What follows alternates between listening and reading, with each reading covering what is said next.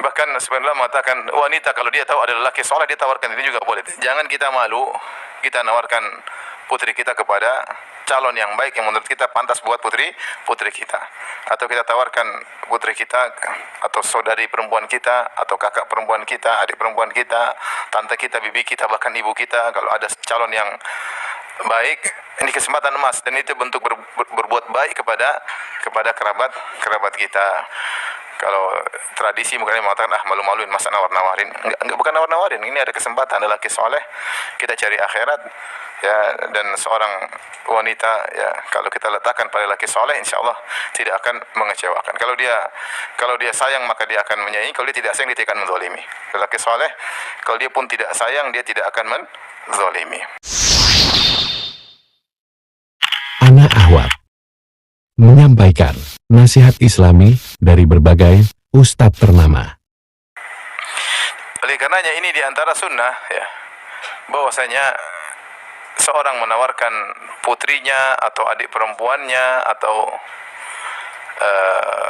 kakak perempuannya atau bahkan ibunya mungkin nawarkan kepada laki soleh yang dia kenal sebagai bentuk perhatian kepada saudari perempuannya tersebut ya.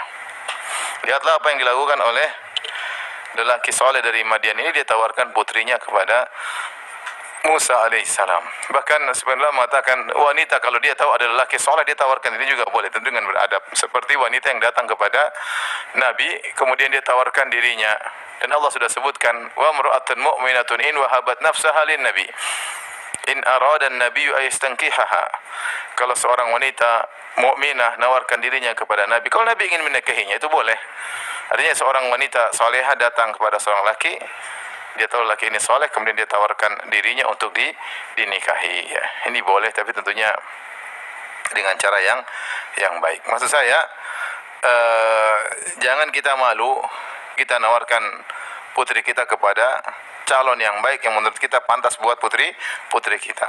Atau kita tawarkan putri kita atau saudari perempuan kita atau kakak perempuan kita, adik perempuan kita, tante kita, bibi kita, bahkan ibu kita, kalau ada calon yang baik, ini kesempatan emas dan itu bentuk berbuat baik kepada kerabat kita ya, karena kalau tradisi mungkin mengatakan malu-maluin masa nawar-nawarin, enggak, bukan nawar-nawarin, ini ada kesempatan, ada laki soleh, kita cari akhirat ya, dan seorang wanita ya kalau kita letakkan pada laki soleh insyaallah tidak akan mengecewakan. Kalau dia sayang maka dia akan menyayangi, kalau dia tidak sayang dia akan menzalimi. Laki soleh kalau dia pun tidak sayang dia tidak akan menzalimi ya. Tapi kalau pikiran dunia memang ngapain nawarin sama ya. Taib.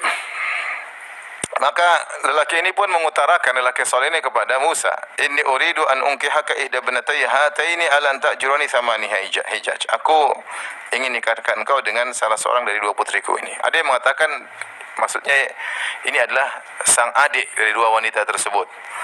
Sang adik inilah yang kemudian datang kepada Musa, faja'atu ihdahuma tamshi ala istihya. Sebagai ayat sebelumnya kita sudah jelaskan, dia datang kepada Nabi Musa datang dengan jalan malu-malu. Karena disebutkan dalam riwayat ketika dia datang Nabi Musa dari jauh. Ternyata ketika Nabi Musa itu perempuan langsung tundukkan pandangan. Langsung tundukkan apa? Pandangan. Kemudian ketika berjalan Nabi Musa suruh Nabi Musa depan, dia di belakang. Kalau ada salah jalan suruh lemparkan kerikil. Nabi Musa tidak ngobrol-ngobrol sama dia, dan ini menunjukkan bagaimana solehnya Nabi Musa. Tidak mengambil kesempitan dalam kesempatan. Kesempatan dalam apa? Kesempitan. Tidak ya.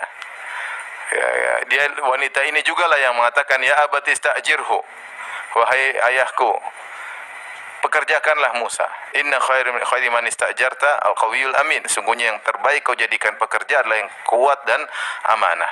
Ini yang ngomong semua adik perempuan ini, adik perempuan doang tadi. Maka dialah yang kemudian dinikahi oleh Nabi Musa alaihissalam. Ada yang mengatakan perkataan dia ya abati ista'jirhu, wahai ayahanda pekerjakanlah dia, Musa ini sungguhnya dia orang kuat dan amanah. Isyarat dia ingin dinikahi oleh siapa? Musa alaihissalam, dengan isyarat dipahami oleh sang ayah. Maka sang ayah berkata langsung, saya ingin nikahkan engkau dengan salah seorang dari dua putriku ini, maksudnya yang tadi, sang adik. Memang benar Kalau kita dalam pernikahan, mestinya kalau ada perempuan, kita punya anak perempuan 3, yang paling tua lebih dahulu, seharusnya demikian. Tapi tidak harus. Tapi tidak harus. Ya. Kita nawar-nawar yang atas, tapi ternyata maunya yang kepada yang adik gimana? Ya udah, nggak ada masalah ya. Jadi meskipun sebaiknya yang atas duluan supaya tapi kadang di atas tidak mau nikah dengan berbagai macam alasan, atau ada halangan sehingga yang paling kakak tidak bisa nikah. Bukan kita menghalangi yang adik ya, siapa di luar dapat sudah ya, nggak ada masalah. Seperti lelaki ini, dia menikahkan anak yang bungsu daripada yang kakak dengan Nabi Musa ya.